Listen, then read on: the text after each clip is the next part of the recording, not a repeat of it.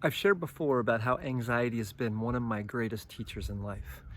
And the process from hating it to falling in love with it has been a journey 20 years in the making, and a lot of self-discovery along the way. And in this video, I want to share two things with you that I've discovered about anxiety and similar negative emotions like shame and regret that tend to have this kind of spiral motion to them. And so here's the two things about anxiety, shame, and regret that I've discovered and has given me some freedom. The first is that anxiety and shame and regret are never the problem. The problem is actually in our relationship to those things, right?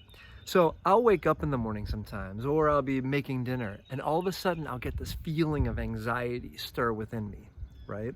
That's just a feeling that I wake up into, or that's just a feeling that arises. So the problem isn't with the anxiety, it's just a feeling. But I then make it a problem, right? I start judging, or I start trying to resolve it and analyze it. And it's in doing those things that I actually create a problem with the anxiety or the shame or the regret. So that's one thing. So the problem isn't in the emotion itself. The problem is actually in how we relate to it. It's what we bring to it. There is no problem with the emotion. We have a problem with it. And it's a subtle distinction, but it's amazingly powerful. Because what it does is it takes me from being at the effect of this emotion to me being someone who's experiencing an emotion. And that brings me to the second discovery about anxiety, shame, and regret. And this one I was reminded of just over the last few weeks as I felt my energy drop and I went through a little bit of a, this time it wasn't anxiety, it was more shame kind of whirlpool. And here's what I find so fascinating about it, is that for me, anxiety or shame arises in two ways. Either I start to have a feeling and then my mind goes to try to solve it and fix the problem, right? That's one way that the spiral begins. The second way that the spiral can begin is if I have a thought directly and then I start to feel shame or anxiety in reaction to that thought, right? So that's the two ways that the problem arises for me, is either I feel the feeling and then I start thinking about it and that reinforces the feeling and I get caught in this infinite loop, or I have a thought and the feeling arises after it and then I think more about it and I get caught in that infinite loop. Well, here's like a really cool insight I had just over the last few weeks, was I really saw there's this part of me, this part of my mind that was actively engaged in trying to solve this problem, right? Now, that part of me was just like the default thinking. That's my conditioned thinking, that surface level type of thinking that we were trained to do since growing up.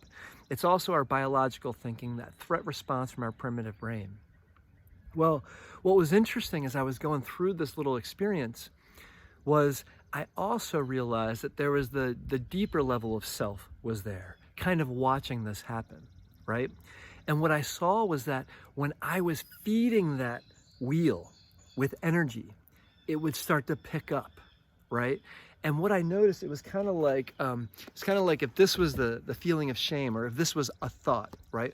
What was happening was I was gripping it and I was feeding it with energy. I kind of imagine this like tethered cable, and I'm pumping energy into this perpetual motion machine between my mind and my heart of the shameful feeling or the regretful feeling or the anxiety feeling, right?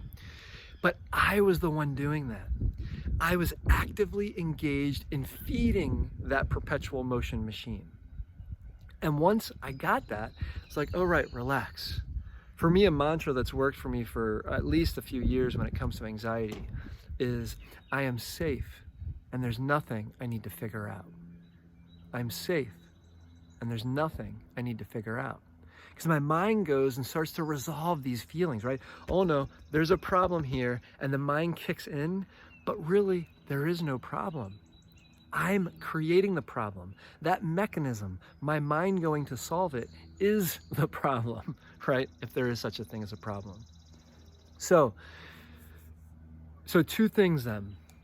First is the source of anxiety is either from the thought or the feeling, but either way, they end up working together to create this perpetual motion machine.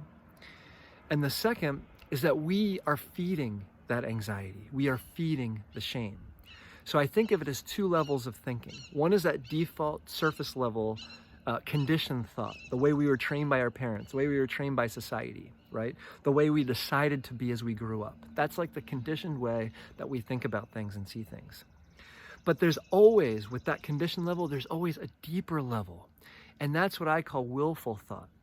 It's the place where like positive thinking exists, but this is different from positive thinking because first I become aware of the truth of the matter, the reality of the matter, which is I'm feeding energy into this shame system. I'm feeding energy into this anxiety system or this regret system.